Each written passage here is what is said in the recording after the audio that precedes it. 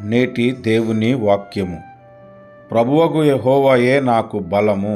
హబక్కూకు గ్రంథము 3వ అధ్యాయము 19వ వచనము.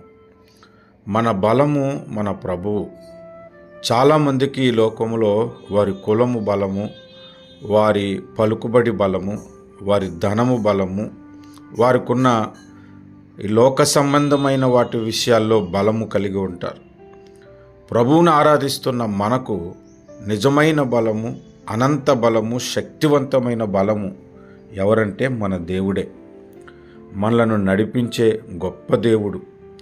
ఆయన బలము మీద మనము ఆధారపడితే అనేకమైన వాటి విషయాలలో మనకు విజయం లభిస్తుంది. కనుక ఆయన బలము పొందుకున్నట్లు ప్రార్థిద్దాం. కృప కలిగిన తండ్రి, నీకు స్తోత్రాలు. నన్ను బలపరచువాని యందు నేను సమస్తమును చేస్తానని భక్తుడు నిన్ను గూర్చి తెలియజేస్తున్నాడు. ప్రభువా, మేము ప్రార్థిస్తూ ఉన్నాము. మమ్మలను బలపరచండి. మా బలము మీరే, మా శక్తి మీరే. మా ప్రతి విషయములో మీ బలము చేత మమ్మలను నడిపించండి అయా.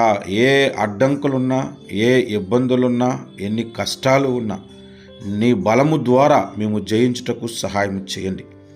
ఆనాడు గొలియాతు బలము చూసి జనులు భయపడిన నీ బలముతోనూ నీ నామము చేత దావీదు విజయము సాధించినట్లుగా మేము అనేక విషయాలు విజయము సాధించటానికి కృప చూపమని యేసు నామమున ప్రార్థిస్తున్నాము తండ్రి. ఆమేన్.